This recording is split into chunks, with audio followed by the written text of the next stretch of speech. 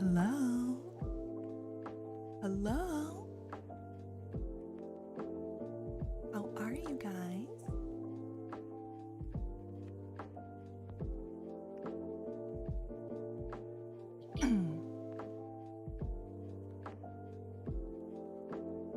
Let's see. Let me turn up the compression a little bit. What do we think? Hi, friends. I actually don't totally remember if this is what I was supposed to stream today. Okay. All right. I literally just got here and we're okay. All right. We're just throwing things at me. I literally just showed up and you're throwing things at me. Melendres367, thank you for your first time chat.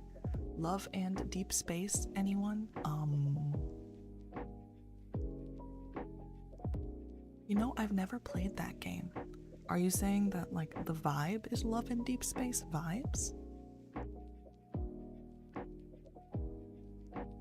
Nice and juicy tomato.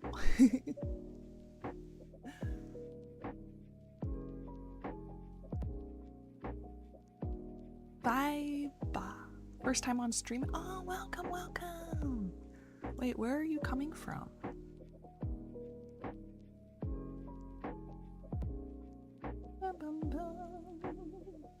Let me end task so that I have more RAM.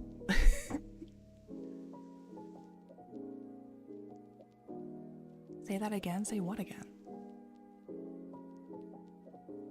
Nice and juicy tomato?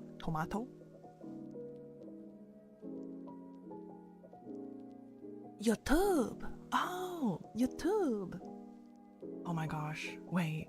From YouTube Shorts, because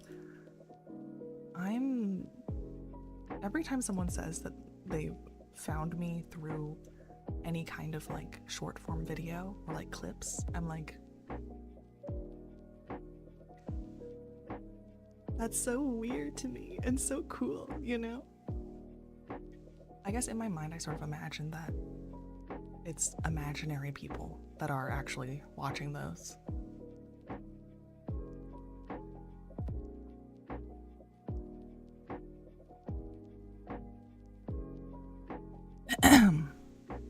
Alright. Sorry, I upped the gain a little bit. I upped the gain a little bit so that you can hear me better, I hope. That's how I found you on TikTok. I know, Sucho. It's still weird to me though. I'm like, I think you found me, well, because you found me before I even existed, right? Because you were there at debut. I'm like, what did I even have on TikTok? I don't even remember. Oh, I just had songs, right? I just had my, some covers and stuff.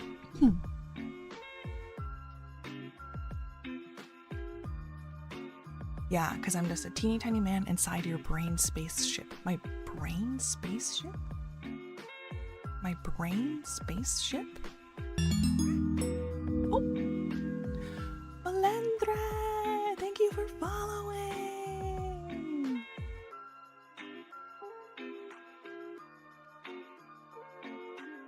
Thank you for following.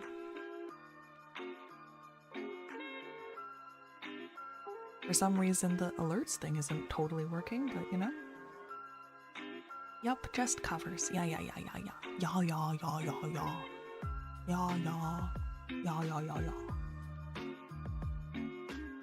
Wow. Now we have 704. How did we get to 714? Who followed in the interim? Who's been following while I've been offline? Who are these people?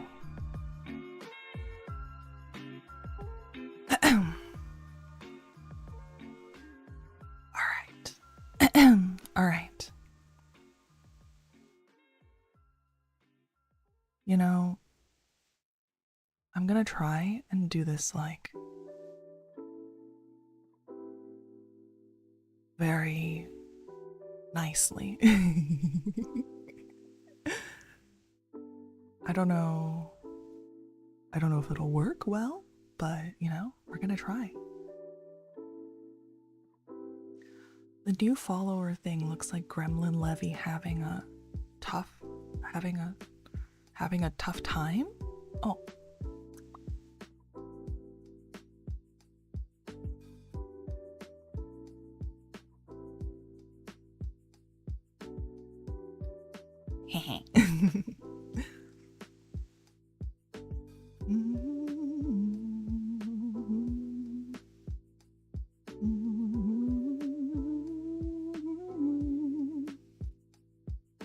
So I have a question. Do you guys want to see, like, do you want to see the paper while I read it, or do you not care?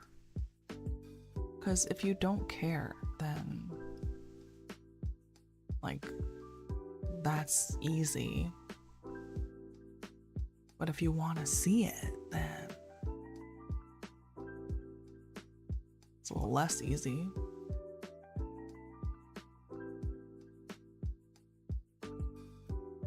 You want to see it?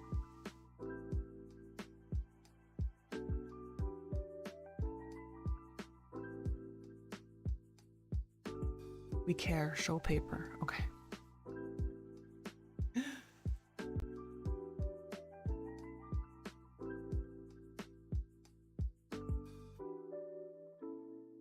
Okay, let's see.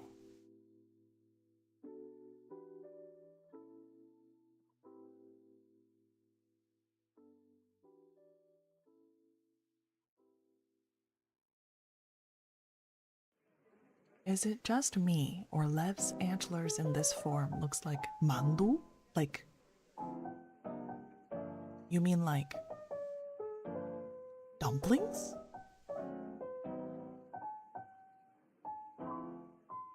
Are you saying I look like a dumpling?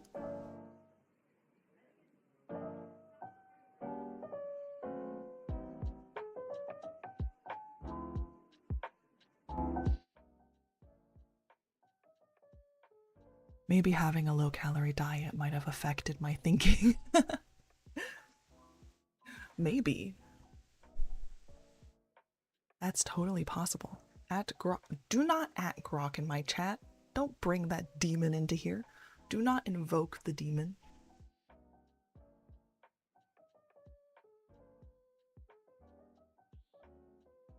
I guess this is probably best, right?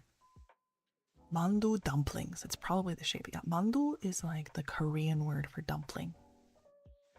Mandu, gyoza, jiaozi are the words that I know for dumplings.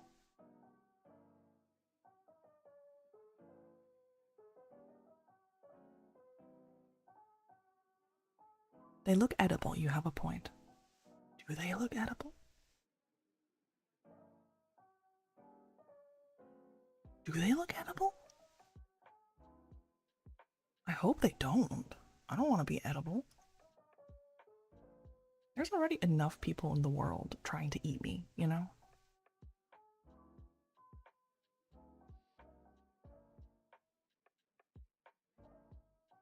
Okay.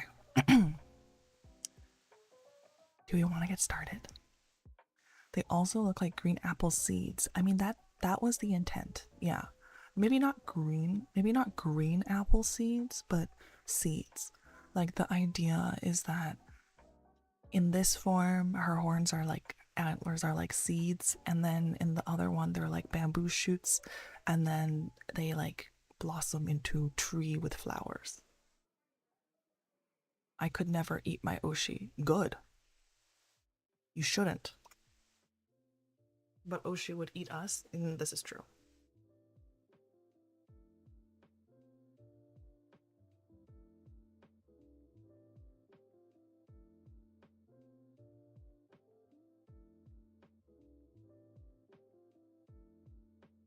Oshi would eat us. I mean, I would. This is true.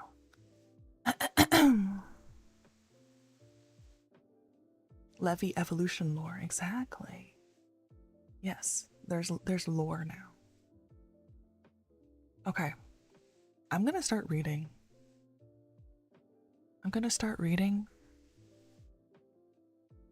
Should I like turn the background music off entirely, or would that be...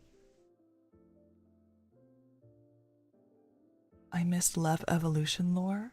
The evolution lore is that the horns are black seeds now, and then they become like little shoots, like bamboo shoots, and then they become flowers. Yeah.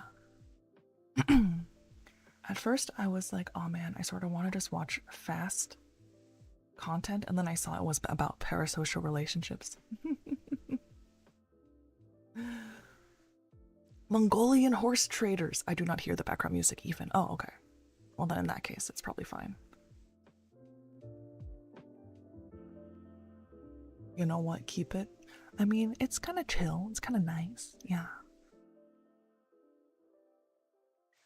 Is the parasocial relationships interesting? I think it's interesting. I think reading, that's why, like, I'm actually curious. Mongolian horse traders, you know? Fair. The Mongols are cool. Is this knowledge ASMR? Yes. ASMR vibes and learn. All right. I am getting started.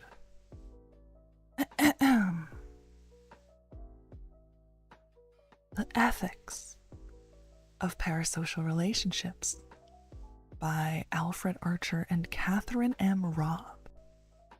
In this chapter, we analyze the nature and ethical implications of parasocial relationships.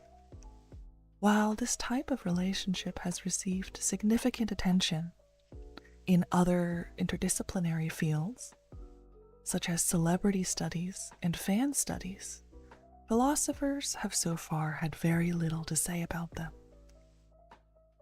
Parasocial relationships are usually defined as asymmetrical, in which a media user closely relates to a media personality as if they were a friend or a family member, and where this connection is mostly unreciprocated. I like that they say mostly unreciprocated. I think that's very funny, because sometimes it's reciprocated, I guess. We focus on the most typical form of this kind of relationship between fans and celebrities. We argue that a parasocial relationship between fan and celebrity is a distinct kind of personal relationship, constituted by three basic structural asymmetries: attention, communication, and epistemic. What do they mean by epistemic? Interesting. Okay. These asymmetries give rise to a more substantial asymmetry concerning the way in which celebrities and fans have directive or interpretive influence over each other's identity. Okay. I'm curious. Valley Girl. Okay, you can't redeem Valley Girl voice. You can't redeem Valley Girl voice right now. Oh my god. Philosophical work on personal relationships has tended to focus on most paradigmatic examples of such relationships, such as romantic partnerships, and friendships, and parent-child relationships. This focus makes sense. There are, though, many other kinds of personal relationships that give rise to distinct ethical challenges. I'm gonna read this and then stop doing the Valley Girl voice, you guys. Our focus here is on the ethical challenges that arise from parasocial relationships. A parasocial relationship defined originally by Horton and Wohl in 1956. 1956? That's crazy. Wait, guys, did you know that? Because we talk so much about parasocial relationships now, like in the age of the internet, but like They defined it, someone defined it in 1956. That's crazy. So this has been going on for way longer than people seem to want to think about. That's cool. Is a relationship that media users have with media performers, in which the user closely relates to the performer as if they were a friend or family member. I can't do this. The relationship is parasocial, to the extent that the performer does not necessarily reciprocate the feeling of attachment or intimacy that is felt by the user. This kind of relationship may be formed with fictional characters, influencers, as well as bots, avatars, and other digital creations. For our purposes, we focus on the most typical form between fans and celebrities. What the fuck was happening in... Oh no, sorry. You didn't say what the fuck. You said what the heck was happening in 1956. Bro, I don't know. Television? Reality television? Maybe that... No. Reality television is new. Game shows? Or I guess just TV in general. Num num num num. Relationships between celebrities and their fans have been subject of significant academic attention. Okay. Sorry, for the purposes of time, we're skimming this and we are going to read the parts that I find most interesting. Okay.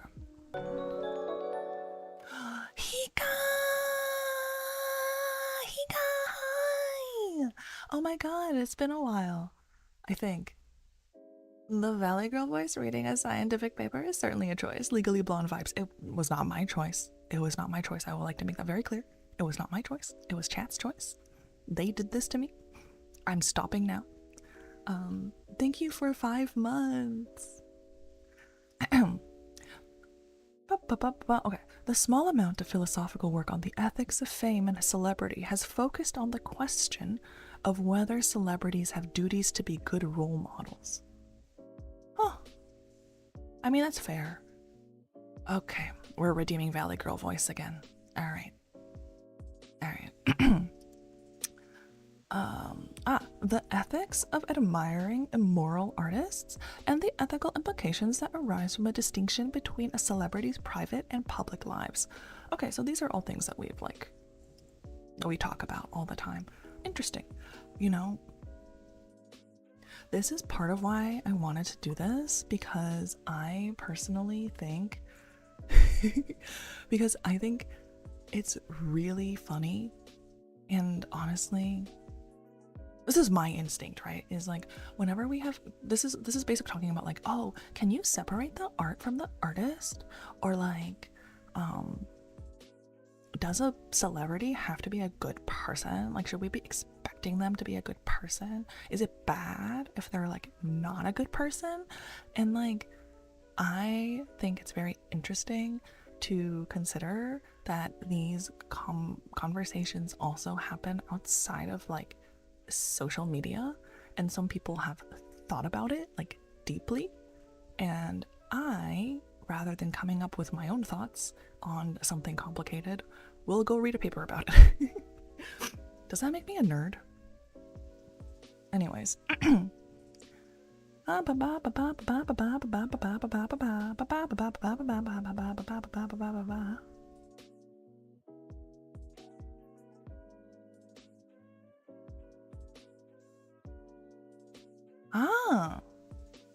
This is interesting. As a result of this identity asymmetry, we argue that fans are in a position to exert a great deal of influence on celebrities to adopt or maintain a fixed identity. This is true. I think this is true. Like, I feel like the identity of a celebrity is like co-produced between fans and the celebrity, right? This can lead to a failure of recognition, respect. And to the extent that it does, fans have the responsibility to not behave in ways that push a certain interpretation of a celebrity's identity. Okay.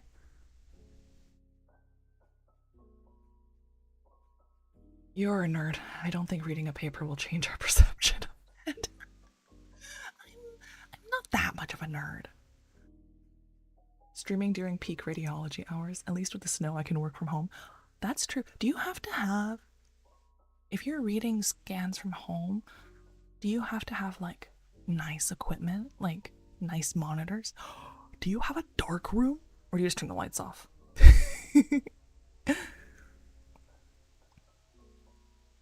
Also, like, what's the difference between a nerd and a geek? That's my question.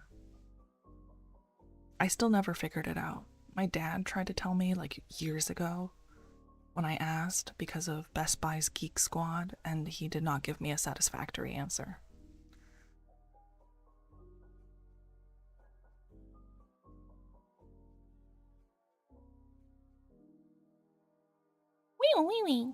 I don't know why the sound alerts didn't go.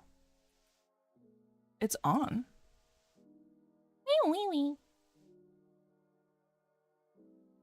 Oh no, you just typed wee wee wee wee. No.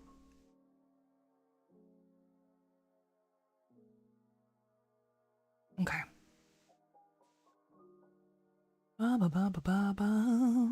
Okay, parasocial relationships as a personal relationship. A parasocial relationship between a fan and a celebrity is one in which the fan forms an attachment to the celebrity, relating to the celebrity as if they were a close friend or family member.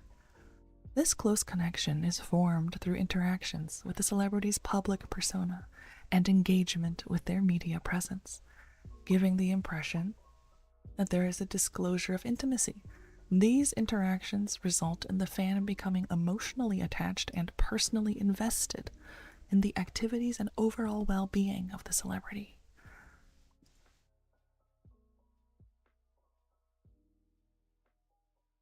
A relationship is parasocial since the interaction is one-sided, basically, largely initiated and directed by the fan, and the celebrity does not form a similar connection, and in fact will not personally interact with them. Despite their apparent unidirectionality, we argue parasocial relationships are a distinctive kind of personal relationship.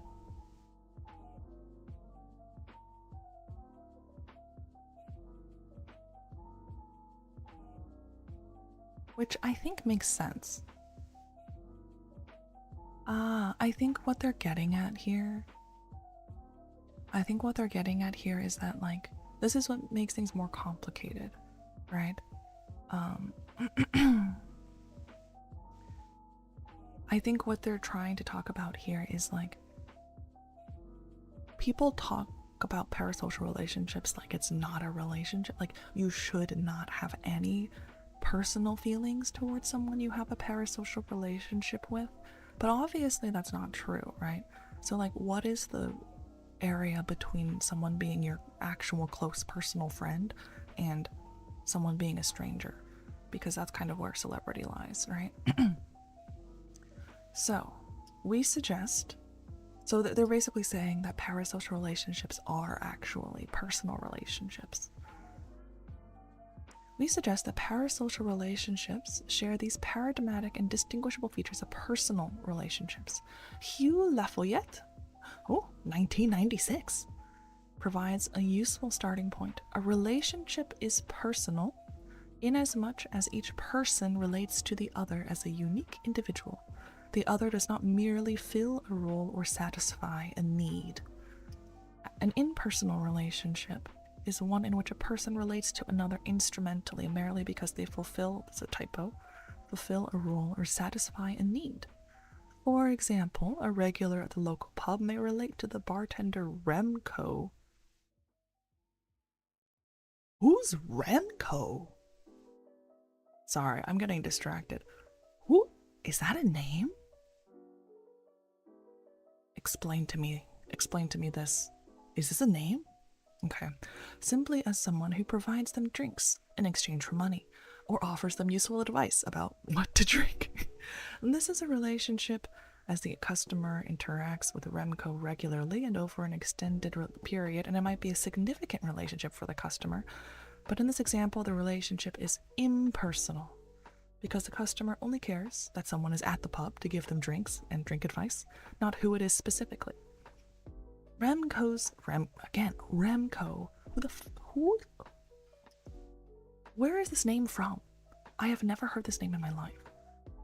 Remco's friends, on the other hand, have a personal relationship with him as they care about Remco for who he is as a unique individual, his sense of humor, kindness, and enthusiasm for beer. This personal relationship is directed at a particular individual and is grounded in their personal characteristics, not just the role they fulfill or the needs they meet. Example person. Yeah, it's an example person, but Remco? Remco? Am I missing something? That's one real neat paper. Thank you. I thought so too. We are attached to the 3 apples tall, Lev. I'm taller than 3 apples. Okay, we've been over this. I'm not humoring this. I turn the lights off. I have a 4-monitor setup provided by the hospital. Nice. Funnily enough, I don't particularly like working from home because I really try to keep work home separate, but it's definitely convenient like now. Yeah, no, that makes sense.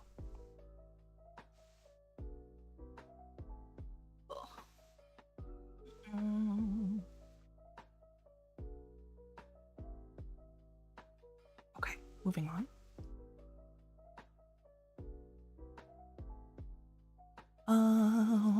Another exemplary feature of personal relationships is partiality.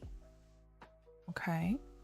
If a relationship is personal, then there is a good reason to expect that those in the relationship will have special reasons to act or respond in a way that favor each other.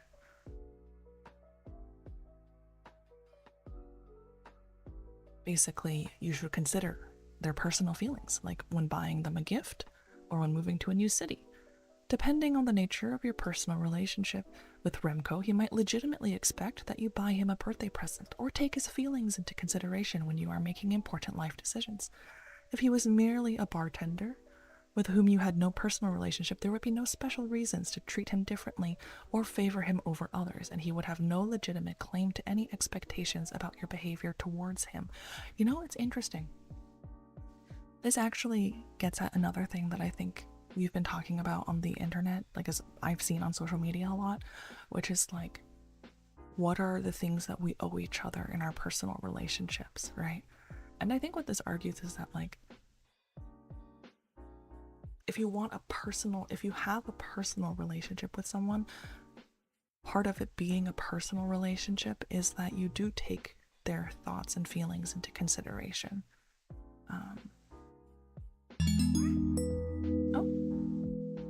Thank you for following Aquatic Kitty 929. Aquatic Kitty. You know, I've never met a cat that actually likes the water, but I hear they exist. Maybe you're one of them.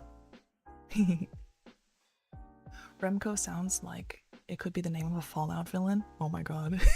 That's actually so true. It does sound like a Fallout name. I wonder what makes a name sound like a Fallout name. Interesting. But how do I put this? I think actually, I don't know if they talk about this later in the paper, but I think maybe this idea of like personal versus impersonal relationships explains some of like the discussion that happens online about like, oh, I don't owe this person this and I don't owe this person that, right? Is that because of social media and because of the internet generally?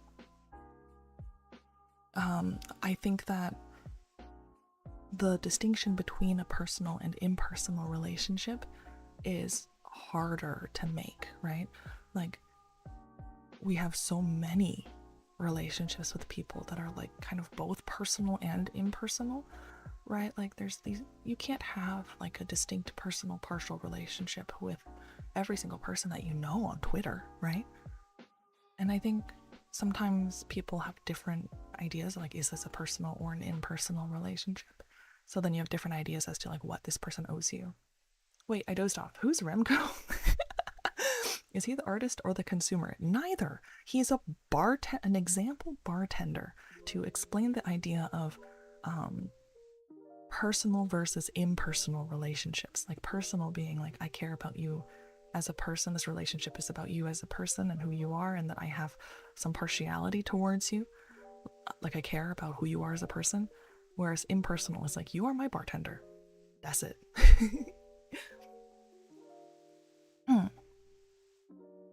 Personal relationships, then, are those in which we relate to each other as unique individuals rather than merely fulfilling a role or need, and from which arise legitimate reasons and perhaps expectations for partiality.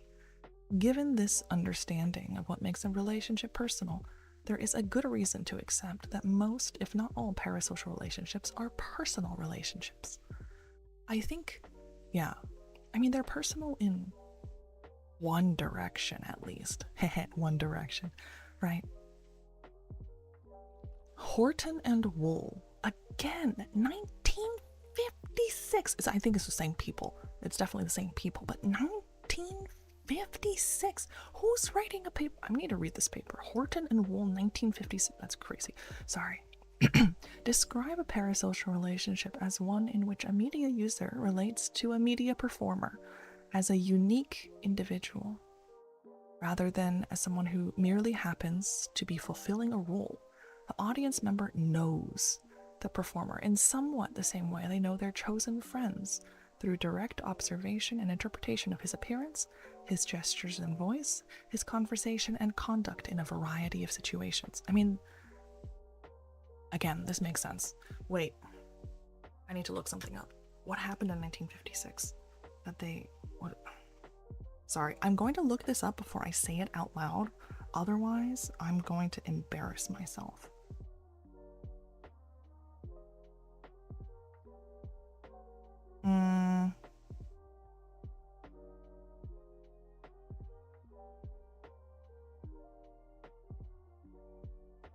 Elvis. I think that makes sense. Yeah. Elvis breakout year, apparently. Yeah, no, that makes sense. I was like, the things that I think make sense would be Elvis and Beatlemania. The Beatles are not 1956. Okay. When performing a parasocial relationship, then, the fan pays attention and interacts with the celebrity as an individual, getting to know their personal character traits and forming an attachment that is not merely instrumental. Honeru! Thank you so much for the raid! Oh my god. Thank you so much. Thank you so much for the raid. Welcome in, guys. Welcome.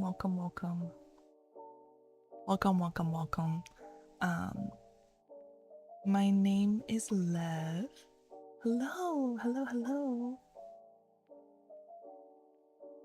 My name is Lev. I am a psychiatrist. As my day job, I'm a doctor. And I also stream. I tend to stream in the mornings, EST time, because I stream during work hours. I do a lot of music and games and some medical education. So yes, are we learning about parasocial relationships? Yes, that is the plan. Because I think papers about non-traditional academic topics are really funny. So this is the ethics of parasocial relationships, which I think is cool. What we have learned is that they defined a parasocial relationship in 1956. They're referencing shit from 1956. We were trying to figure out what happened in 1956 to make someone write a seminal paper on the nature of parasocial relationships. Whatever it was, it had at least 216 pages. Maybe it was a chapter in a book, but Elvis, apparently, in that year. I might look this up though, because I'm curious what it actually is about. But yeah. And so because it's the morning for me, and because I'm tired, we're doing ASMR vibes, even though I don't really know how to do ASMR. I'm just doing morning voice vibes. But yeah, welcome. I hope you guys are having a wonderful day. Thank you for being here. This is a not super normal stream for me, but yeah. Okay. We are continuing. Okay, why are you redeeming the Valley Girl voice when we have raiders? Why are you redeeming the Valley Girl voice when we have guests? We have guests. I'm trying to be normal. I'm trying not to scare them away.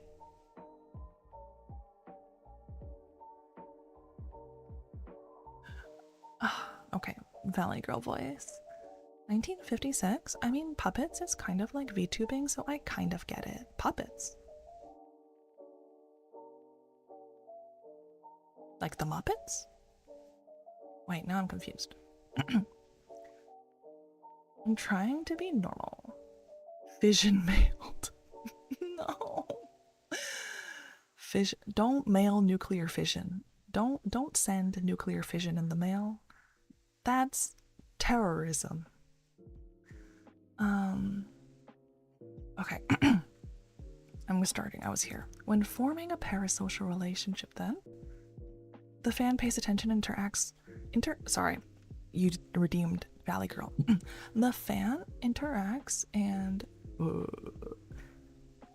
pays attention to the celebrity as an individual, and getting to know their personal character traits and forming an attachment that is not merely instrumental.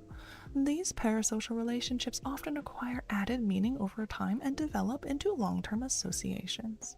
A fan may come to feel that they know their performer more intimately and more profoundly than others do, that he understands his character and appreciates his value and motives. As such, a parasocial relationship can develop in similar ways to a relationship with a close friend, and involves relating to the celebrity as an individual rather than a substitutable icon. I'm gonna die. OMG girl, so true. I know, right? Wait, let me follow you. Also, I totally forgot to ask. As you can tell, I don't usually get raiders. I hope your stream went well.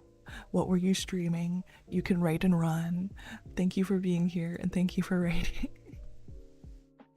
Oh man, I need to come up with like a raid script. I don't have one though.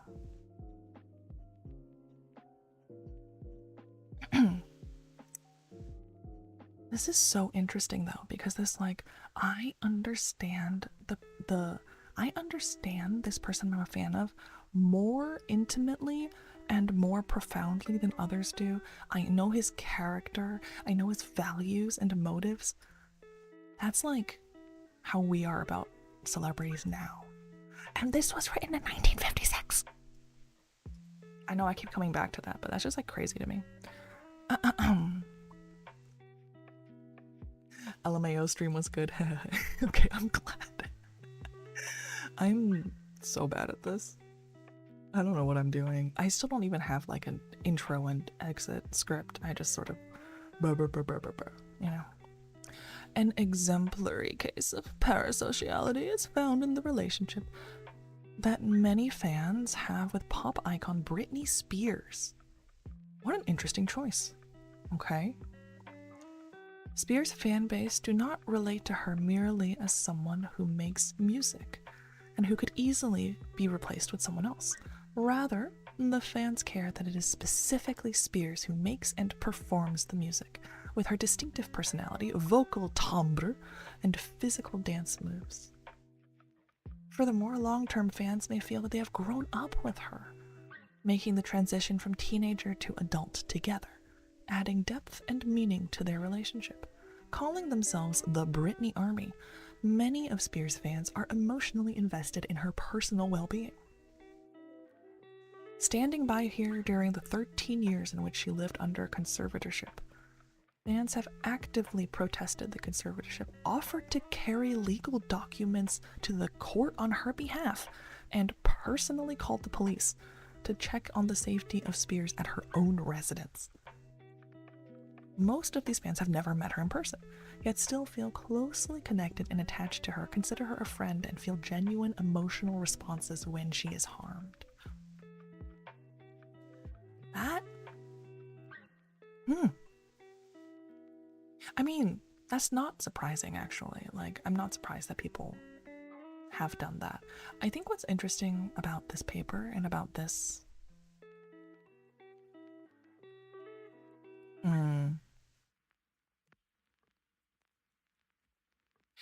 paragraph, I think what they're getting at is, I feel like if you asked Twitter, like, what is a paper about, like, ethics of parasocial relationships gonna be about? I feel like their thought is gonna be like, oh, it's about, should you do that? Should you have parasocial relationships? Are they good or bad? And I haven't, obviously, we're still at the beginning. I don't think that's what the paper is about, from what I can tell. Like, what this paragraph is doing, it's not saying anything about whether this is good or bad, that fans have this kind of relationship with Britney Spears. It's just saying that, like, this is what it is.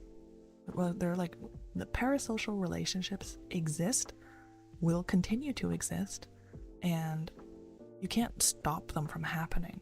What we can do is look at them and say, like, what kind of relationship is this? And then from that, say, like, how should we act? Yeah. Parasocial relationships are inevitable. Yeah, exactly. Because we're human. So it's like, they're going to happen. I don't think this is saying anything about whether they should or shouldn't happen, or whether you should allow them in your life or something. You know, it's like, it's going to happen, but what should we, because of, can we describe what they are in a way that helps us understand, like, how you should manage them or how we should act in them? Yeah.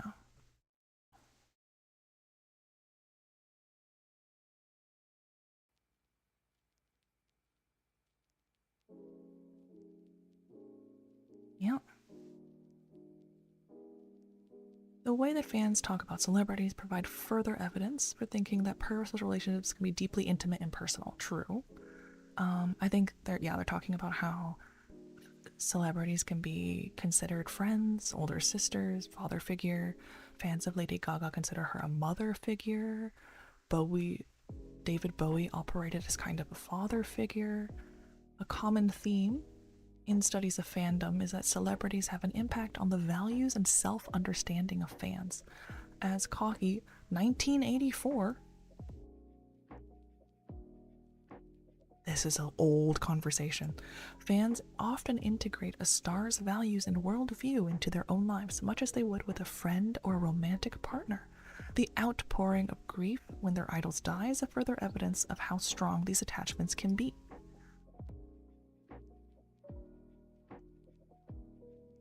For some fans, the death of their favorite celebrity may create a challenge to their self-understanding as they struggle to know who they are in a world without their idol. These aspects of parasocial relationships provide good reason to view fandom as a form of love, emphasizing the extent to which parasocial relationships can be intensely personal and intimate.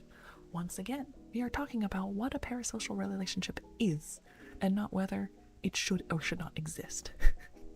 And this is why I like reading academic papers about these topics instead of reading long Twitter threads. Okay, so we are now going into the next section. So they've made their argument that a parasocial relationship is a form of a personal relationship, right? That, like, at least on the end of the fan, the place that it takes in their mind, in their emotions, in their life is the same as a personal relationship. The feelings are the same as, like, a personal relationship. So it is a personal relationship.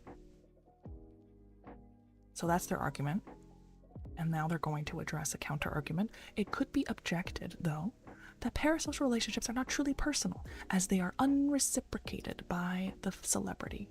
For example, Horton and Wool, again, these guys, define parasocial interaction as characteristically one-sided, non-dialectical, controlled by the performer, and not susceptible to mutual development.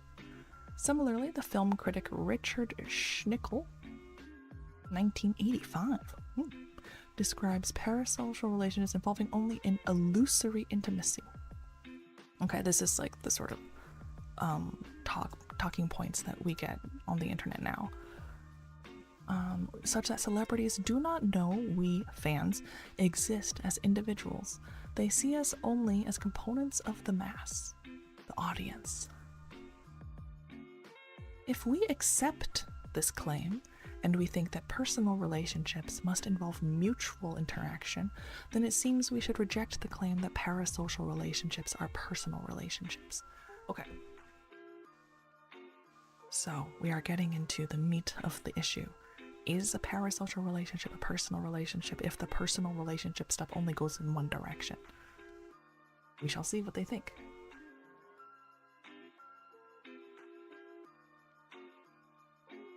Well, boundary respect of both sides is always a good point. Yeah, I mean, respecting boundaries is always a good place to start. The paper is more elegant, though.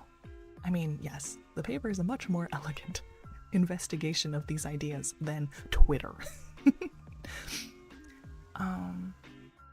Okay, this objection to the idea that parasocial relationships are real personal relationships relies on two claims. That one, that parasocial relationships are necessarily and entirely unidirectional, and that personal relationships cannot be entirely unidirectional. However, there is good reason to reject both claims. Okay.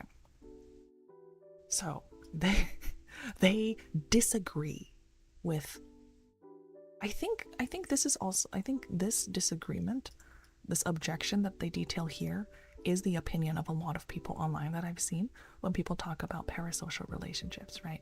That like it is not a real / personal relationship because it is one-sided, and one-sided feelings don't count as a relationship. So, which is what they say here. And they disagree with that. They're like, I don't know if either of those things are true. So let's see.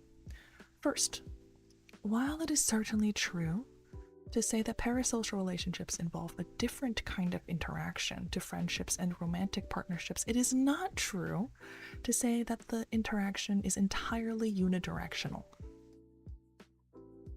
This is fair. Given advances in media technology, yes, in media technology. This is an alternative way of saying social media. You know what?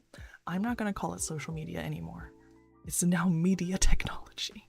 Given advances in media technology, celebrities increasingly initiate and nurture communication with their fans. For example, through messages and posts on social media platforms. Furthermore, this interaction is often reciprocal, with the celebrity explicitly affected by the attention and information that they receive from their fans. As media scholar Cornel Sandvoss, what a name, Cornel Sandvoss argues, fans do not only receive what is transmitted from their idols, they also project their ideas back onto the celebrity. Indeed. In Click et al.'s study of Lady Gaga fans, see, this is the sort of thing that I think is so cool. Someone did a study of Lady Gaga fans. Isn't that fascinating? Isn't that great? They found that far from having a one-way relationship, the fans they interviewed described a relationship in which they felt they received direct and regular feedback from their fan object being Lady Gaga. Due to Lady Gaga's active engagement on media technology, this enables a form of personal interaction. Okay, yeah, although she mostly communicates to her fans as a group, there are instances where she responds to individual fan messages. Similarly, other celebrities have directly communicated with individual fans, knowing fans by name, inviting them to private concerts, etc. Okay. Right, so they're like, it's not entirely unidirectional because, like, it's not as though most celebrities these days just post, like, whatever, put out their art, their content, and then don't interact in any way with the social reaction that happens. All I learned so far is that parasocial streamers are weirder than I thought. Wait, what do we mean when we say parasocial streamer? Like, what's a parasocial streamer? Like, a streamer that encourages parasocial relationships?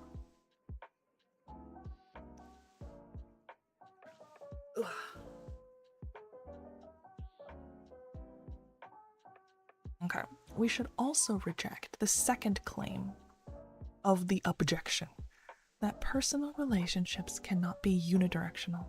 As Becky Miller and Pilar Lopez Cantero argue, a one-way relationship can still be personal. I agree with this. They argue for this by distinguishing impersonal love from personal love. Impersonal love is non-reciprocal, meaning that it's targeted at objects that by nature are incapable of reciprocating the love, like, oh, those who love basketball. Impersonal love, like, I love basketball, I love hockey. It's, yeah, those philosophy or great work of art are all engaging in this form of love. Personal love, though, is targeted at specific persons and grounded in an appreciation of their individual characteristics. This kind of love is personal, arising due to personal interactions with the object of love, and will generally aim towards being reciprocal. So basically, the love you have towards a person is usually about that person specifically, and the goal, no, not the goal, but like the direction of that love, it goes towards wanting it to be two-directional, like bi-directional, reciprocated. But the love may not be reciprocated, as is the case in an unrequited love. In this case, the love is personal but unrequited, unreciprocated. Likewise, the fact that a relationship is one-sided or that the affection in the relationship is unreciprocated does not offer good reasons to think the relationship is impersonal, as the relationship may involve a personal form of affection directed towards a specific individual and their characteristics.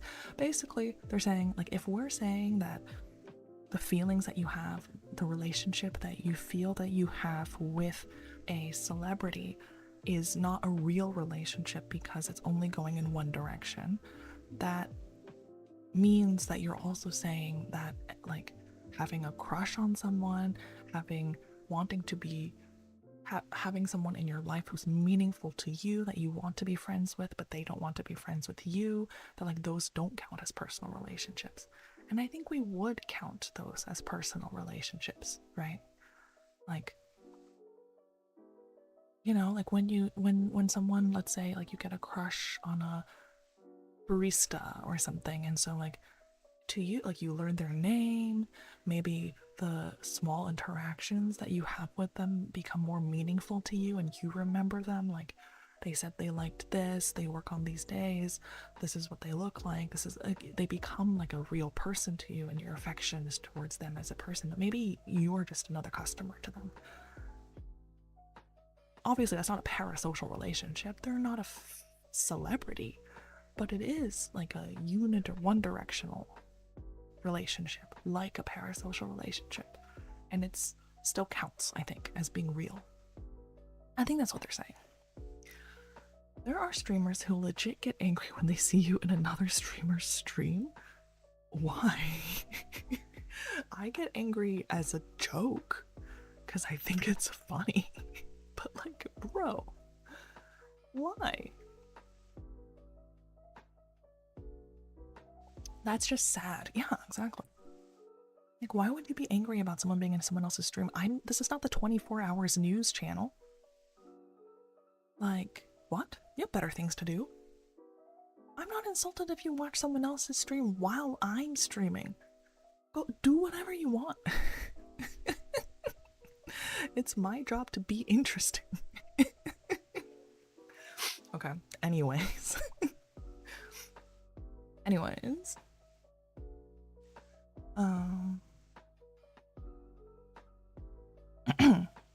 Another objection against the claim that parasocial relationships are personal relationships could be based on the claim that the interaction is illusory.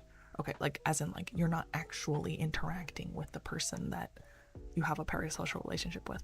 As many media theorists have noted, the intimacy that fans feel towards celebrities is the result of deliberate use of techniques designed to foster intimate identification. For example, Horton and Wall are, I'm just gonna assume they're probably men because it was written in 1956, our boys, Horton and Wall, argue that the use of designed informality by media performers is intended to encourage the audience to feel as if they are engaged in face-to-face interaction with the performer. Excuse me. So, this is so interesting because, like, again, another thing that, like, we think of as being very modern. Torsk and Torsk. Thank you for the follow. Thank you so much for the follow. Bless you. Thanks. I think this is so interesting. Like, in 1956, we were talking about, like, parasocial relationships. Is this a real relationship? The sort of, like, intense I know this person feeling that you get towards a celebrity who you obviously don't actually, like, know in person, like personally. It's not a reciprocated relationship. And then this is so interesting also, I think, because we talk about this all the time now, right? About, like, oh, the I think designed informality is just a fancy way of saying, like, relatable, right? Like, we talk about celebrities and influencers and whatever, like, trying to be relatable as a way of developing a relationship with their fans. And that's been going on since the 50s at least. Probably earlier. I mean, not even probably, definitely earlier, but, like, people were writing about it in, like, an academic way in 1956. That's crazy.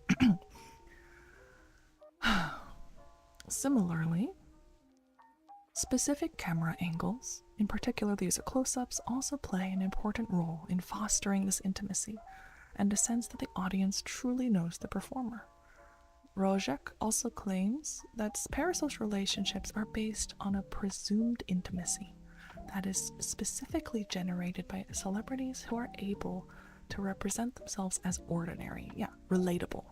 This allows the celebrity to represent and mirror the values of their fans, so the fans recognize themselves in the celebrity's behavior. For example, chat show hosts specifically present themselves as relatable to their audience members. Yep.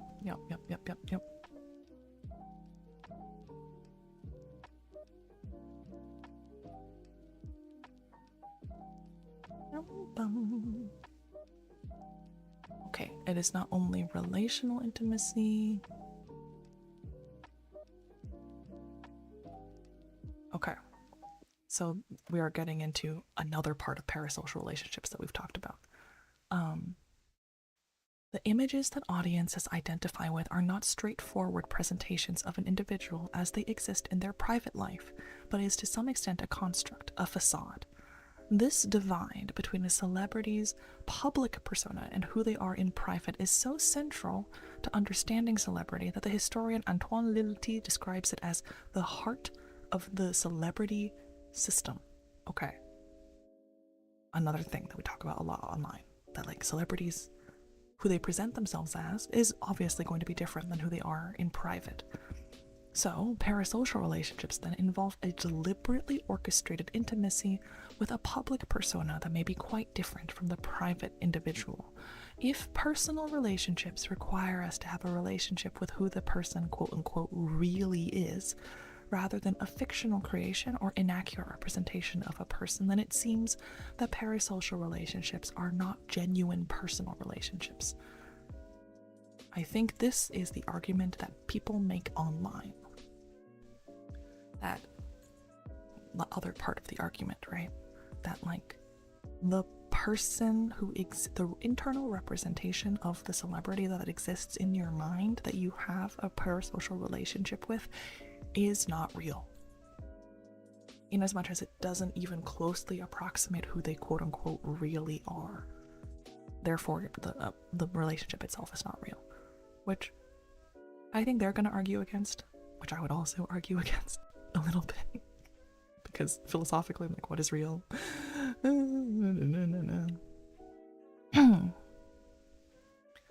Although there is often a demarcation between a celebrity's private life and their public persona, it is an exaggeration to say that the public persona of the celebrity is completely unconnected from the private individual. One of the disorientating... Okay, I need help. What is the difference between disorienting and disorientating? Because I feel like this is similar to like dissociating and disassociating. Like, I feel like people use them interchangeably, but like, are they? Anyways, even if celebrities may feel disconnected from their public persona, they cannot escape that this is part of who they are. The ubiquity of the public image means that most people engage with celebrity as their public-facing persona. This is likely to spread into the celebrity's own self-conception and may even run the risk of completely engulfing their private sense of who they are. Even if the celebrity successfully negotiates this divide, it remains the case that the public self is part of who they are, even if it is an incomplete picture.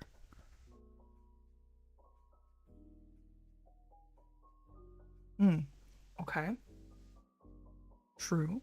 Moreover, there is no reason to think that personal relationships need to be based on a full understanding of the other person, or fully accurate information on who the person is. This is the case in traditional interpersonal relationships.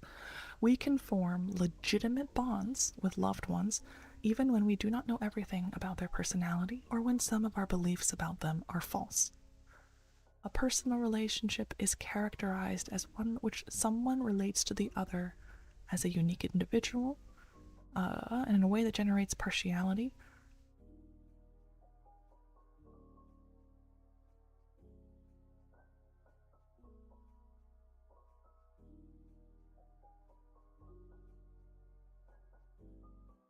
Okay.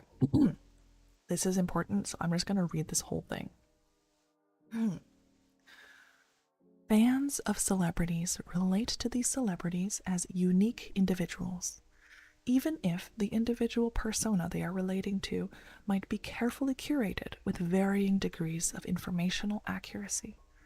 The emotions that fans feel towards these celebrities, such as admiration for their talents or grief for their deaths, are genuine person-directed emotions, even if they have an incomplete picture of who that person is.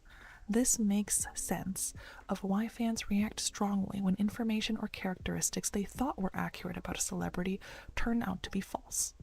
The emotional dissonance felt by fans when celebrities reveal personal and unexpected personal information highlights the way in which strong emotional bonds can be formed to a celebrity, even when the information about the celebrity is partially fabricated or constructed.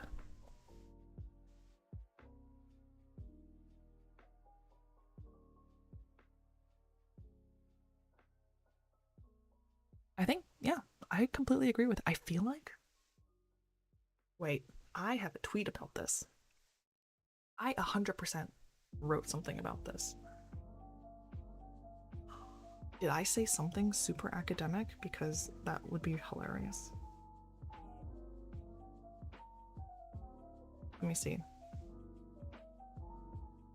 Can I find this tweet of mine?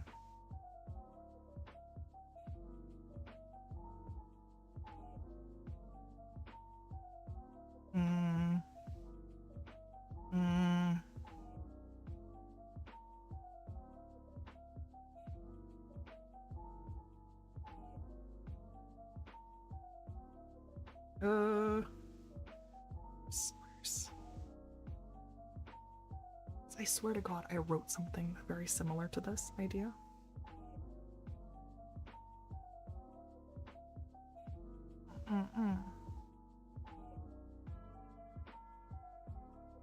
No.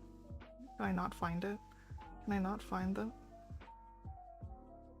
No, no, no, no, no, no. I want to find it so bad. Come on. Anyways, I wrote something very similar.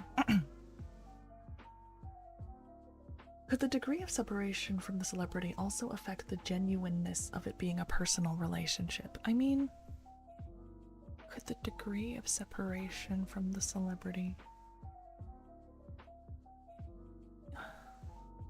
Yes, and no. I mean, I think what they're trying to say is that, like,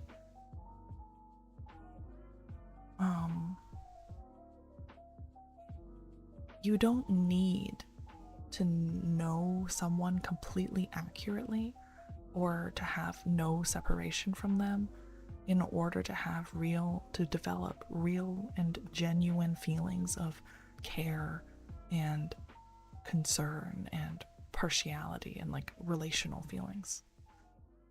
So it comes down to how one defines the word personal.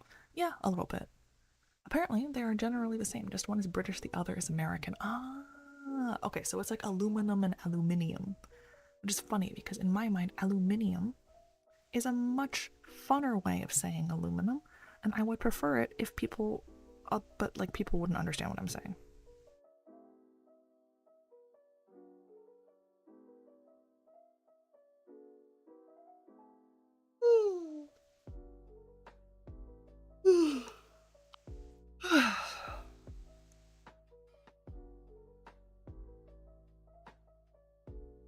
Okay.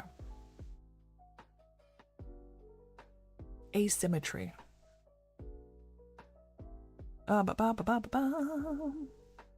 There are multiple asymmetries in parasocial relationships. They would think you just watched too much X-Men. Disorientating aluminium. Do they say aluminium in X-Men? Huh? I mean, Charles Xavier is British. I think he's like the main British one, right?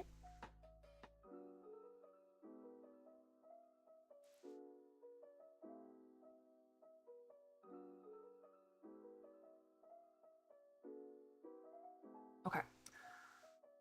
Also, Aquatic Kitty, thank you for your first time chat. Whee! Oh, adamantium.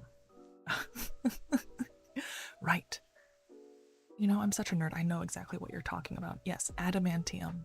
The not real metal that they coat Logan's bones with, Logan being Wolverine. Okay, the first basic structure, parasocial relationships are constituted by attention asymmetry, which manifests in two ways. First, the fan will be more likely to give individual attention to the celebrity, whereas the celebrity is more likely to pay attention to their fans as part of a more generalized fan base. Second, the individual fan is likely to spend more time interacting with the celebrity, whereas the celebrity is less likely to prioritize fan interaction. In fact, as Schickel explains in 1985, most celebrities consider interacting with fans as a necessary yet undesirable part of their fame, as nuisances to be managed, not presences to be heeded or particularized. Parasocial relationships are also often constituted by a communication asymmetry, as an individual fan will be placed predominantly as the role of a receiver of communication, and the celebrity predominantly in the role of broadcasters. Celebrities will send and send and send, while fans only receive and receive and receive. Social media has seemingly blurred the boundaries of this asymmetry, with fans having more opportunity to contact celebrities directly. However, as Kerberg's 2015 analysis of fan interaction on Twitter has shown, many of these interactions involve messages of praise and admiration, which suggests that fans consider themselves not as celebrity peers, but as consumers, positioned lower on a hierarchy of sender-receiver relations that dictate rhetorical structure. Okay, basically what they're talking about is that, like, the fact that most responses to like celebrity tweets are not like responding like they're your peer, but are responding like, yes, queen, oh my god, yes, like, oh, you're amazing, I love you, this is great, this is so cute, thank you for the schedule, thank you for, you know, for blah blah blah, I agree with, like, that's like a fan way of relating, even if it is like a direct communication. Furthermore, for all messages that Kerberg analyzed, none were responded to by the celebrity. This shows that even though fans might engage in sending direct communication, this does not imply the celebrity will receive and engage with those messages. Hi, Seek. The amount of time that fans spend receiving and engaging with information about a celebrity leads to an epistemic asymmetry, as fans know a great deal about the life of the celebrity, while the celebrity will know very little, if anything, about the lives of their individual fans. As we have already discussed, the celebrity that fans feel they know is likely to be a curated public persona. Nevertheless, this persona is not entirely separable from the private individual, and in many cases, private information is made available either willingly by the celebrity or controversially by third parties, such as, like, paparazzi.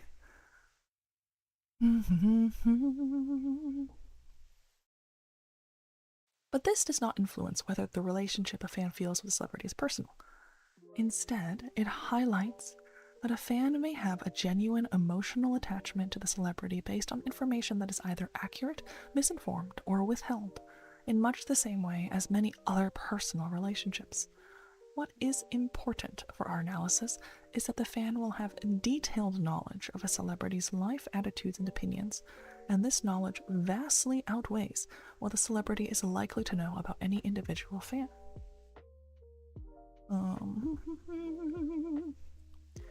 So these asymmetries, attentional, like how much attention goes in one direction or the other, communication, how much communication goes in one direction or the other, and epistemic, how much knowledge goes in one direction or the other, gives rise to a more substantial asymmetry that has ethical implications for both fans and celebrities. Okay, so they have something to say about the ethics,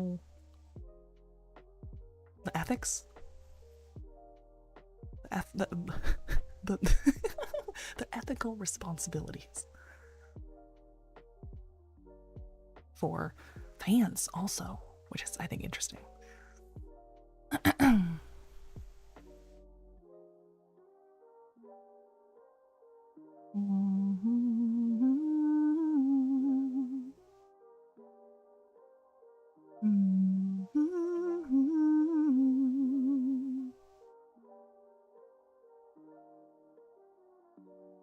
Okay, and then, sorry, I'm gonna like summarize this because I don't want to keep saying the same things. Basically, in personal relationships, people will influence each other, right? Part of what friendship involves is being receptive to your friend so that your friend has the potential to direct and influence your identity, right? So, like, friends influence each other, right? Like, your interpretation of your friend's identity and who they are might lead them to change. Like, we are influenced by the people around us. If every single person around us, every single person that we're friends with has a particular way of interacting with other people, we're more likely to also become like that, you know? So in friendships, that's usually bi-directional. Like, you influence your friends and your friends influence you. What they're saying is that in a relationship with a celebrity, in this parasocial relationship, celebrities have a much more directive role than fans do. So fans are much more likely to be influenced and shaped by their idols. Yeah. So celebrities have a far greater ability to influence the belief, knowledge, or opinions of any individual fan than the fan will have in return. Makes sense? However, fans have an impact on a celebrity through the way that they interpret the celebrity's identity and public persona. Cultural theorist Sharon Marcus argues that fans play a key role in co-constructing a celebrity's public persona, together with the media and the celebrity themselves. I mean, this is media management and public relations, right? It's like part of controlling this sort of public identity. And I think this is what makes that job really hard, is that the public identity of a public figure is not just made from the person who is the public figure, right? It's also like made by how people interpret them, and that's something that you can't control.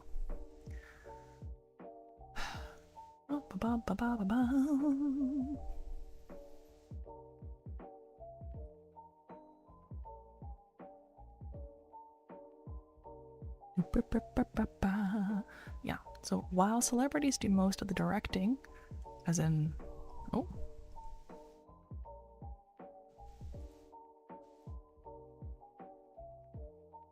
while celebrities do most of the directing in a parasocial relationship, the fans do most of the interpreting. So fans do a lot of interpretation of celebrities' actions, behaviors, thoughts, words, things like that.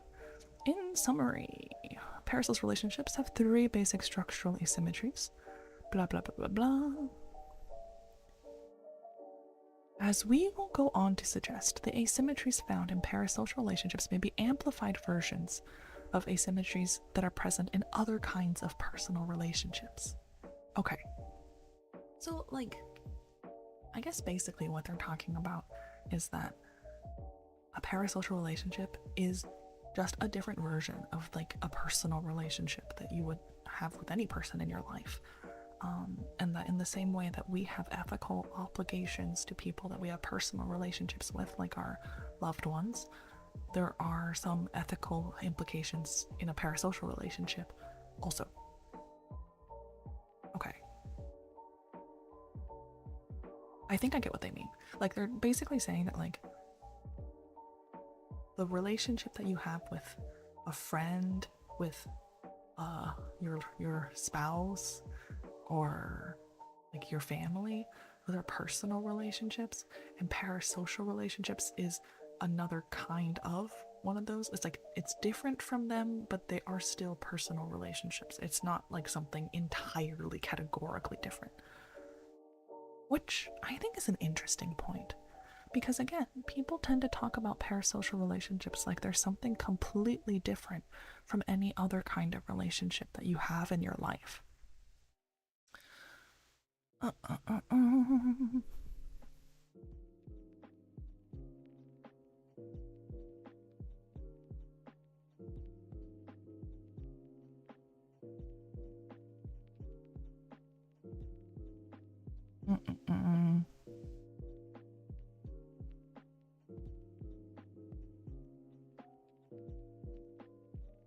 Okay, so this first part, in terms of ethical implications, they're talking about fans. Okay, the way in which fans have influence over the interpretation of a celebrity's identity has the potential to put pressure on the celebrity to adopt or maintain a certain identity. Basically, fans have a lot of influence over how celebrities' actions and words are interpreted and received, which helps to construct their public identity, right? Which then goes back to influence who they are as a person. And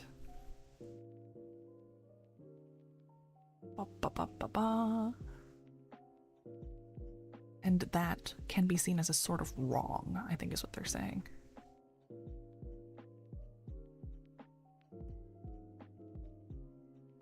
Identity asymmetry is important here as it can act as a barrier to mutual negotiation. The difficulties in this kind of negotiation become a particular problem when fans remain attached to a version of the celebrity's public persona that the celebrity wishes to adapt or to drop altogether. This situation can lead to fans refusing to give up on their attachment to how a celebrity has presented themselves in the past. These fans may react with hostility when the celebrity attempts to alter their public persona and so put pressure on the celebrity to remain the same.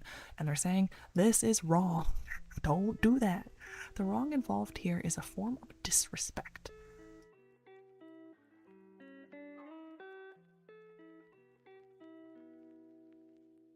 The form of disrespect.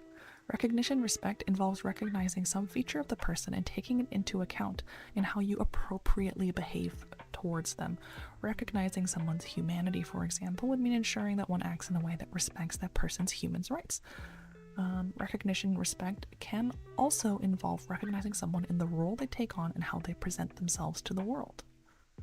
When fans fail to accept a celebrity's adoption of a particular persona, this can amount to a failure of recognition respect, as it is a failure to respond appropriately to the presented self. When Swift's conservative fans fail to accept her presentation as a woman with political opinions rather than a deferential nice girl, this is a failure of respect.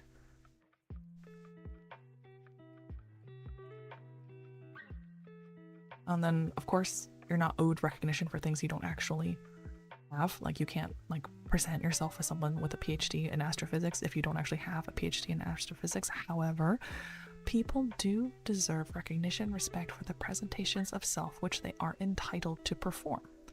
And a woman who decides to express her political opinions does deserve respect for presenting herself as someone with views on political issues. This does not mean that there is a duty to respect those opinions, but what our claim does amount to is that failing to recognize the identity of someone's legitimate presented self amounts to a lack of recognition, respect. Okay. Okay. Yeah, that makes sense. Basically, what they're saying is,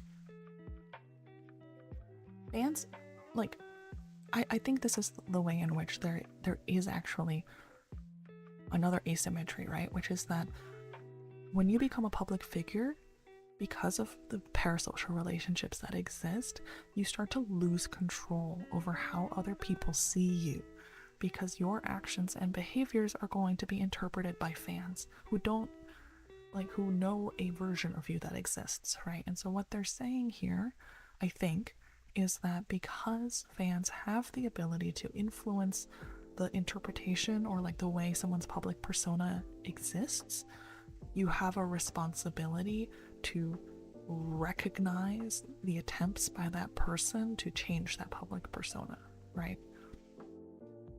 Yeah.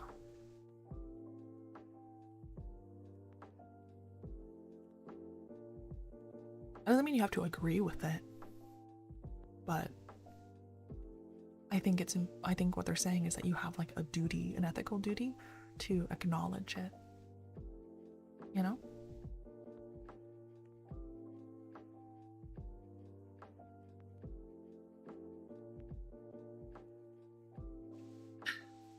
I'm trying to come up with an example that makes sense.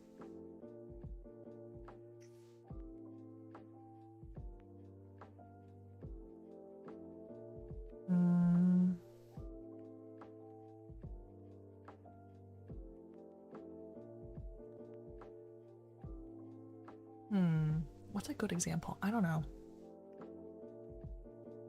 But I think, yeah. Well, I guess like there's plenty of times when celebrities want to like change their public image from like one thing to another, like being one kind of celebrity to another kind of celebrity, right?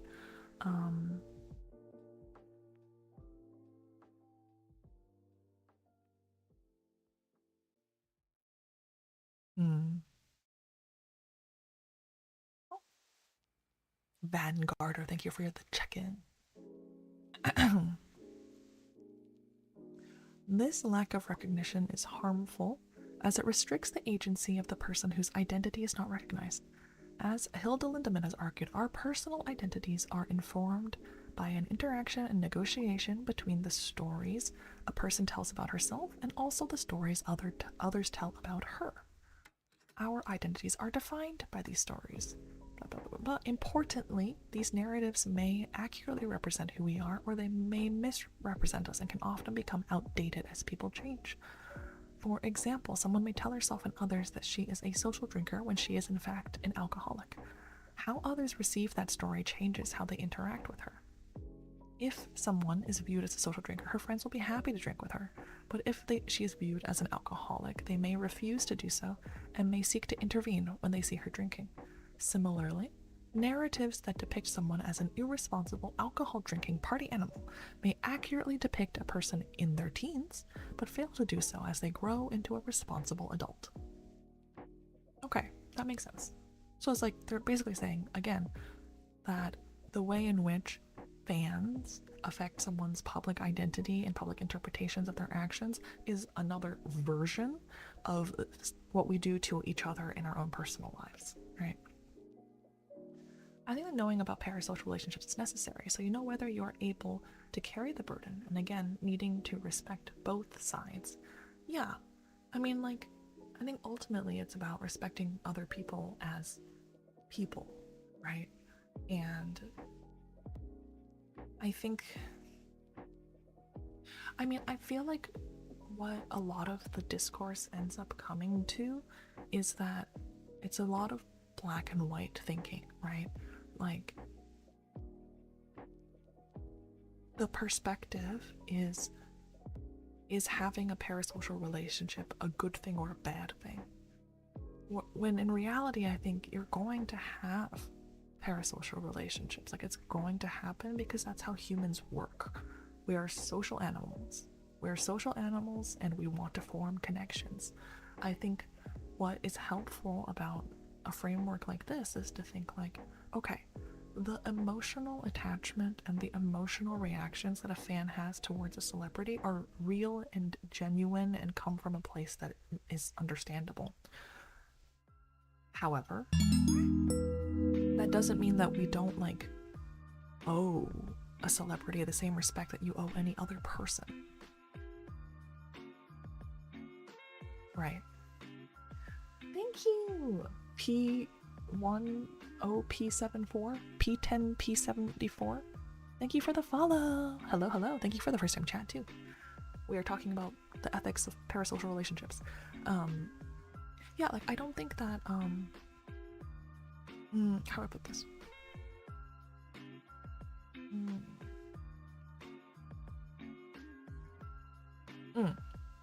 I think there's too much of a focus on fault and whether something should be allowed or not allowed, right? Because I feel like with this kind of a framework, we can say, for example, if someone feels like they understand a celebrity because they have a parasocial relationship with them, and then the celebrity reveals something or says something that violates that understanding, it is understandable that the fan would feel some form of betrayal or anger or frustration, right? Those feelings make sense.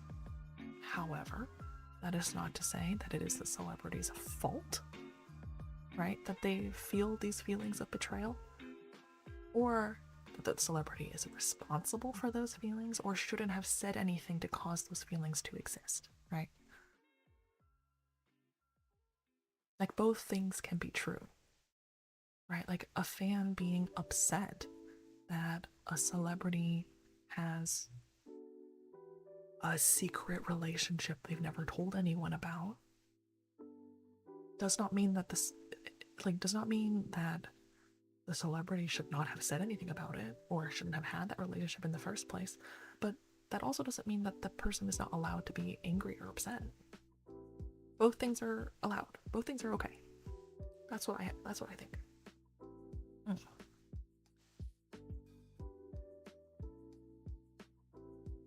Importantly, for our purposes, we may wrong people by imposing certain narratives on them or by failing to let go of mistaken or out-of-date narratives in ways that restrict their agency and autonomy. Right? So again, something that they're saying is that this is something that we do to people in our personal lives, and also something that we do to people that we have parasocial relationships with, because they're the same. I'm gonna close my eyes, just keep talking, Lev, nap time. I mean, that's part of the goal, is just, I'm just gonna talk, and then hopefully it's like ASMR and you can sleep.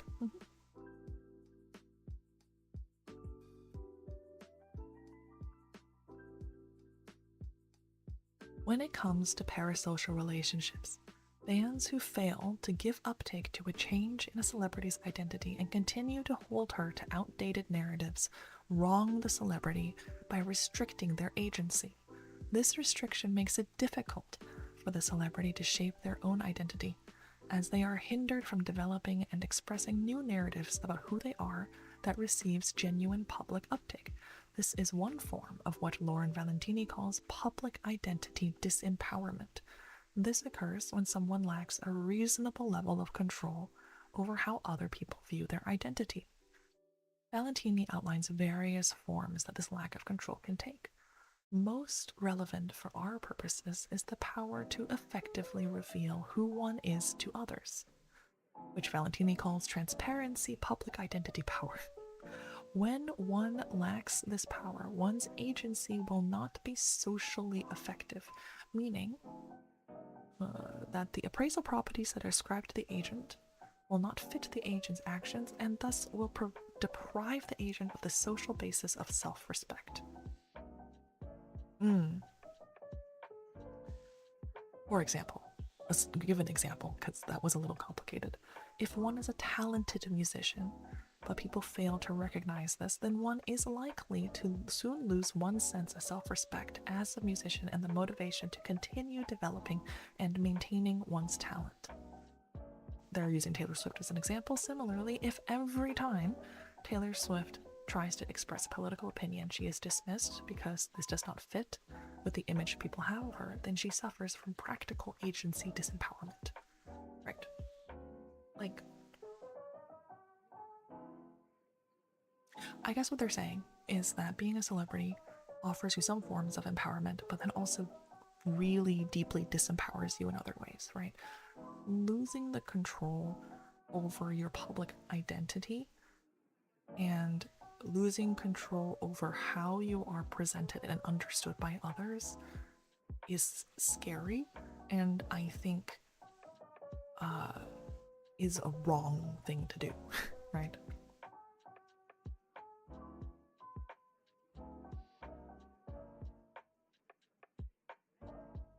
Trying to work with Lev ASMR, God gives his hardest battles to his sleepiest warriors. Okay. The full extent of the wrong in these cases is only fully understood when the asymmetrical nature of parasocial relationships is taken into consideration. Due to this asymmetry, celebrities may be faced with a large mass of people interpreting their behavior in a way that fails to uptake and restricts their public presentation. This can have a damaging impact on the identity of celebrities, as it is difficult to adapt and develop one's identity when there are a large mass of people demanding that you stay the same, refusing to change how they will interpret your behavior. As we have discussed above, the intertwining and sometimes indistinguishable relationship between a celebrity's public persona and public life means that the restriction and lack of uptake of a celebrity's public identity can greatly impact the identity a celebrity adopts in private, which is really sad, because I think we like to think that someone's public and private personas, like as celebrities, are independent of each other, but of course they aren't, right? It's both part of their life.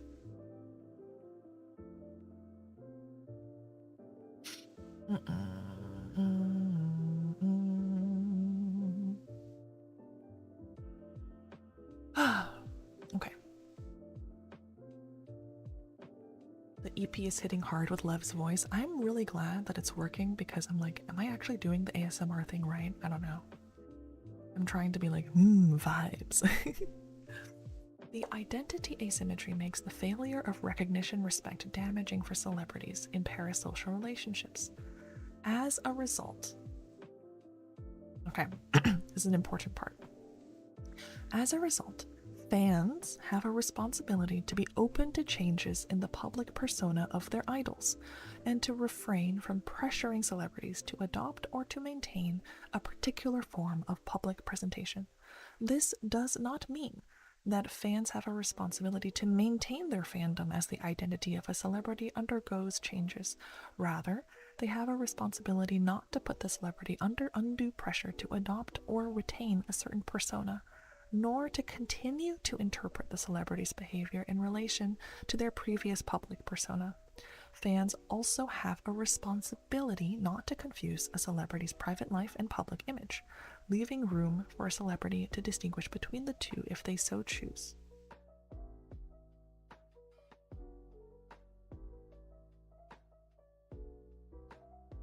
The strength of the responsibility for fans, however, is affected and potentially mitigated by the behavior of the celebrity. As the communication asymmetry implies, celebrities are more likely to be the sender of information, and this has the potential to be highly directive with regards to the influence on a fan's behavior and identity. In short, how a celebrity presents themselves influences how a fan interprets the celebrity's identities. If fans are expected to refrain from fixing a celebrity's identity, as in fixing to a certain point, as in unchanging, then the way in which a celebrity presents themselves and the information that they send to the fans is highly important when determining the limits of the fan's responsibilities and, in turn, what counts as recognition respect.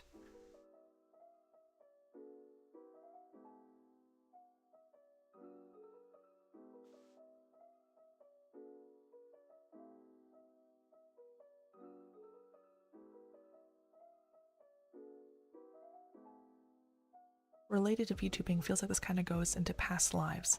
Yeah, pretty much. Oh, thank you for that hydration, Ron.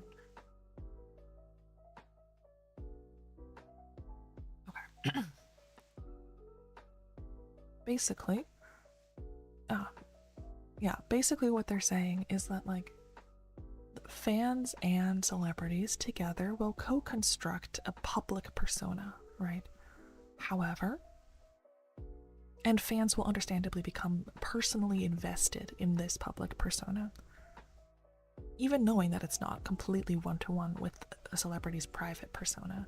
The ethical responsibility is that because someone's public persona impacts their private life, right? A celebrity should be allowed the agency to change what their public persona is, if they would like to. And the responsibility of a fan is to allow that change to happen, right? So, starting here, this does not mean that fans should not be emotionally affected by the change in identity. Like in VTubing, for example, someone should be allowed to change to rebrand, for example, from one form of content to another, or to reincarnate from one identity to another. That does not mean that fans are not allowed to be sad about it. However, if a celebrity accurately and unambiguously presents themselves as adopting a certain role or identity, then despite their initial emotional reactions, fans have a responsibility to the celebrity to respect this presentation. The nature of this responsibility is in part mediated by the accuracy and clarity of the information that the celebrity sends.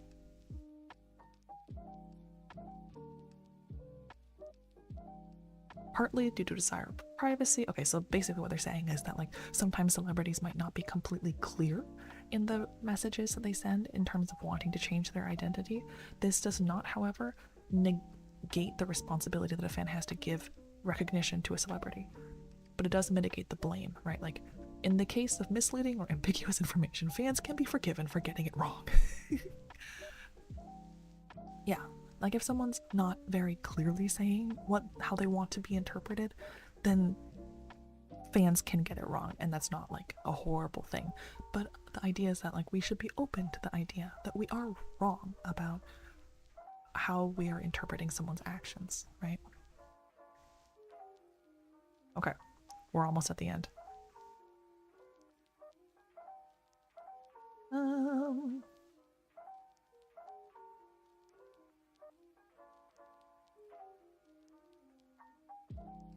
Okay, I mean, the end is just a summary of what we've already talked about. But yeah, I mean, I think it makes sense. This just sounds like another aspect of communication. Yeah, it is. I think part of what makes parasocial relationships so difficult is that it's not a one-on-one communication, right?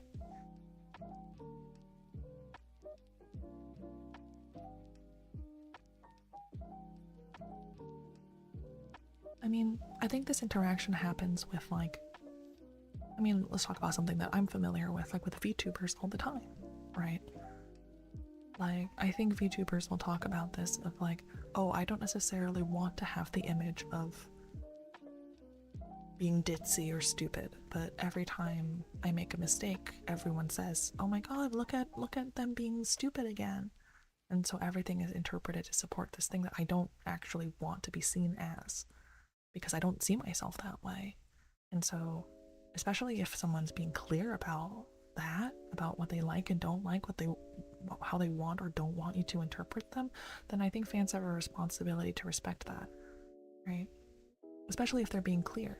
That being said, I don't think that fans have a responsibility to continue being fans if they're like, oh, I want you to see me in a different way. And they're like, okay, well, I don't like that. Then you can go. That's okay, right? And the celebrity can be upset about that, and you can be upset about that, but, like, that doesn't mean you shouldn't do it. And the same thing goes like the other way, right?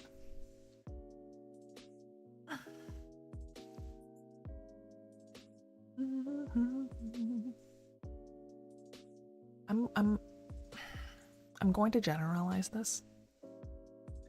Sorry, let me go back to my normal screen. We have finished reading the paper. Hallelujah. But I need to look at this Horton and whoever. Horton D. and Richard Wall, Mass Communication and Parasocial Interaction, Observations on Intimacy at a Distance in Psychiatry. Oh, the Journal of Psychiatry. Okay, look, this is what I think, right? I feel like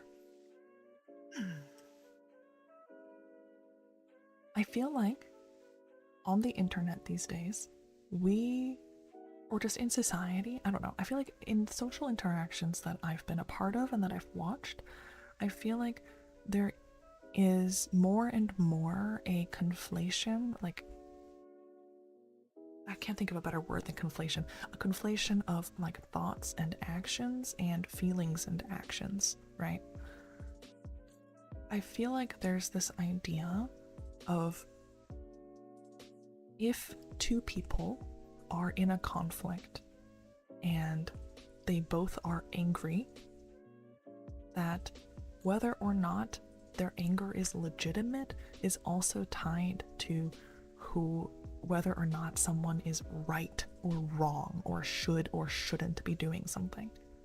And that's not the case, you know? Like, you can be the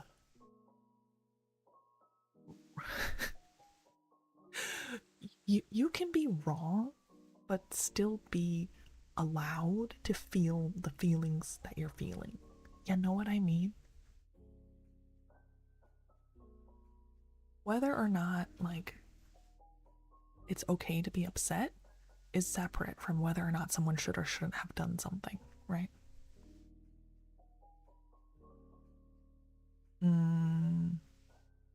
Let me give an example. This is like an easy example. If someone's giving you like feedback, right, to say like, hey, when you said this, I didn't like that, right? It really hurt me, right? You can feel any kind of way about that, right? Like you can feel maybe betrayed a little bit of like, oh, I thought we were closer. I thought I would know what your like trigger points are. It makes me sad to know that I don't know what those things are. You can be like defensive even to say like, oh, I didn't want to hurt you, right? You can feel angry, you can feel upset, you can feel all of those things. And that's okay to feel those things. However, I think we would all agree that person is not in the wrong for telling you and giving you feedback, even if the feedback made you feel bad. It can both be okay to feel bad about something that someone said to you, and for them to also be okay, like for it also to be okay that they said that thing to you, you know? Anyways, I think that's what's going on here, right? Like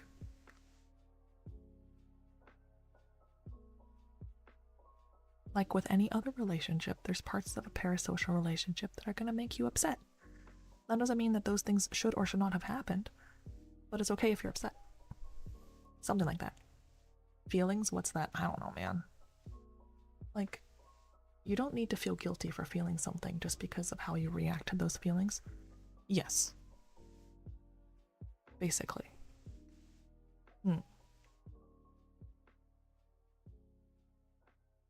Like, okay, so a personal example, let's say. A personal example, because like, I felt this growing up. A personal example, like there's like a celebrity, like I was really into K-pop, right? Yeah, okay. I was really into K-pop, and there was someone that I was a fan of who turned out to maybe not be a good person, you know? And actually, this is maybe not the best example, because I think everyone can understand this, of like, you don't want to see them as a bad person, but then also you still have those feelings of betrayal, like, oh, you hid something from me. But I think that's a little different. Let me change tack.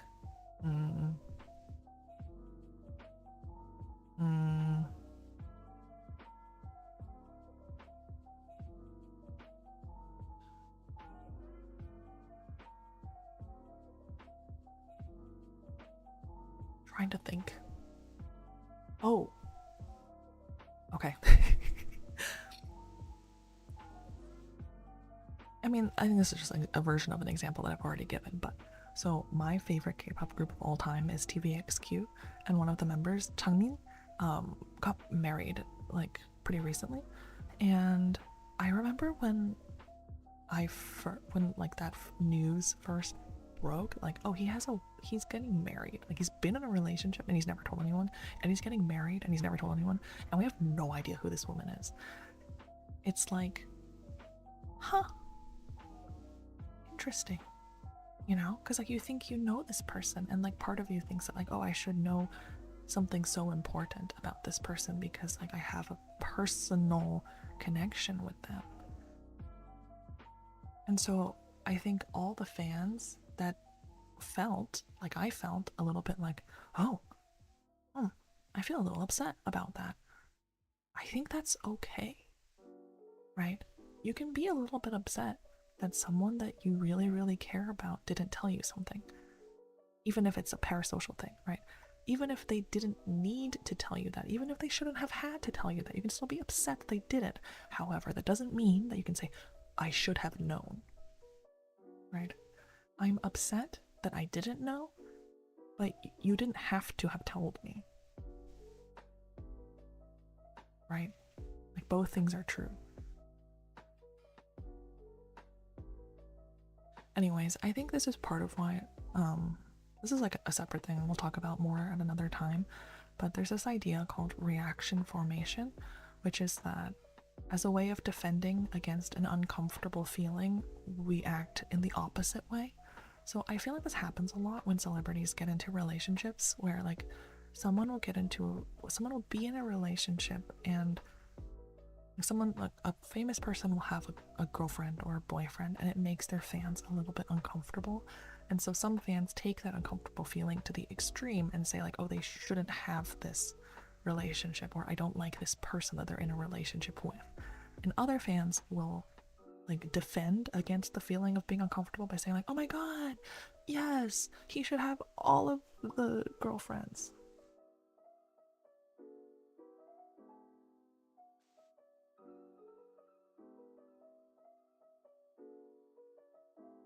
Yeah, I love that he has a girlfriend. And it's like, okay, but you also don't know this person.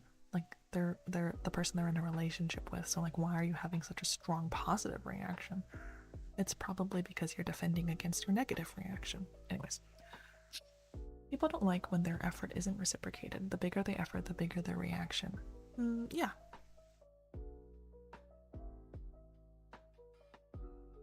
I mean, yeah, I think that makes sense. And I guess again, it's just like separating the feeling from the idea of whether something is the right or wrong thing to do, right? If you've invested a lot of time and energy and effort into a parasocial relationship with a celebrity, it is understandable to be upset when you feel like that relationship is violated in some way, even when it's not a violation that is like wrong, you know?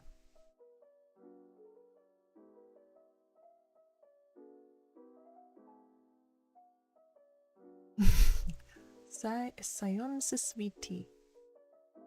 Oh shit, my timing's bad, isn't it? No, you're good. I'm about to leave anyway.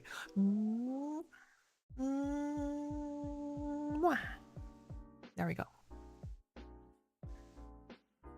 Alrighty.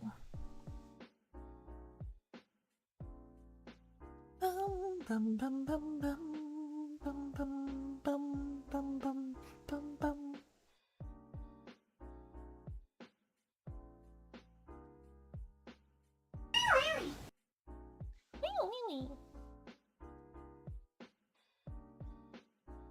I think it's similar to your friend not inviting you to his birthday or something. A feeling of, oh, I thought we were closer. Yeah, exactly.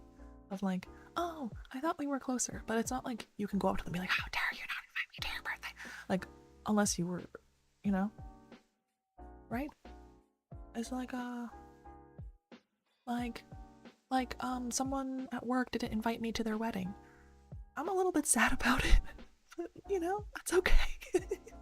I'm a little sad about it, but I'm not like a little sad, and I think I feel a little bit offended because I thought we were closer, but at the same time, it's like, it's fine, you know? They didn't have to invite me. I wish they did, but also, like, it's not a big deal. It doesn't really change our relationship that much. That's a perfect example, Vanny. Thank you. Love the vibes. So chill. Oh, I'm glad. Very chill vibes here. I love the topics. I'm so glad you guys enjoyed it. I was afraid it would be boring. These are interesting discussions to have about society and people. I think so too. I think this stuff is fascinating, personally. Okay. So I have a question. Who do we want to raid? Aha, for me it's you're doing me a favor, I'll send a wedding gift. No, this is the thing though. It's like the, okay, I probably, even if I couldn't make the wedding, I would still kind of want to be invited. I want to feel like you want me to be there. And then I'll send a nice wedding gift, you know? I'm great at wedding gifts, by the way. Invite me to your wedding. I'll send you a great wedding gift. Let's see. AssetShop's playing Cult of the Lamb.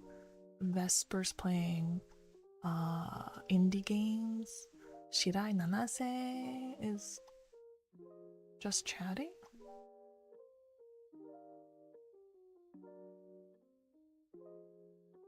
Wedding Unk move up. That's your first chat, Mr. Garlic Bread, Mrs. Garlic Bread. Wedding Unk. Come on. Okay, I will admit I am a little unk. I'm a little unk. People are complicated, feelings are complicated, and not always known. Yup. It's always super complicated. Life is complicated. Everything is complicated. Let's see. This is a problem. I never know who to raid into. Maybe let's find someone new.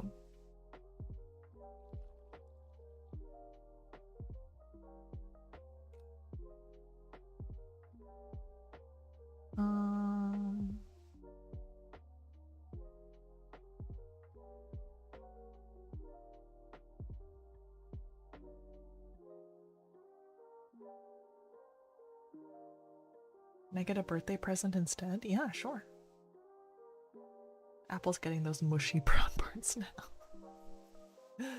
Look, I am a mushy brown I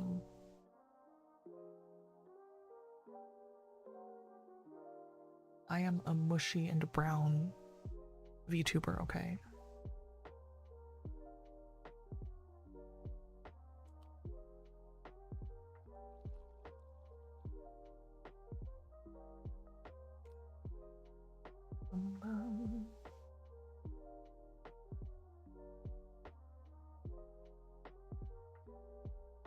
Okay. Let's raid this person. I want to get married, but it's complicated when you travel a lot. It is complicated, that's true.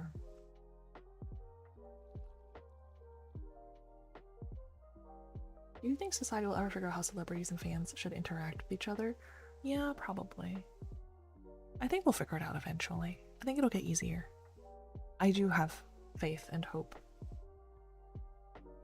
Yeah, no, we're raiding out. This is Lullabay. I picked her because she's like, seems like a similar size and she's doing like a chill, quiet, sleepy stream. So It was a nice stream, Lev. Love being here to listen to you. Yeah, I'm glad you guys enjoyed. Later, guys. I'm only 18, so no rush. I'll get married when I retire. Okay, I feel like there's a time between now and when you retire that you could get married. I feel like there's a middle ground. Thanks for the stream. Okay, bye guys. Bye.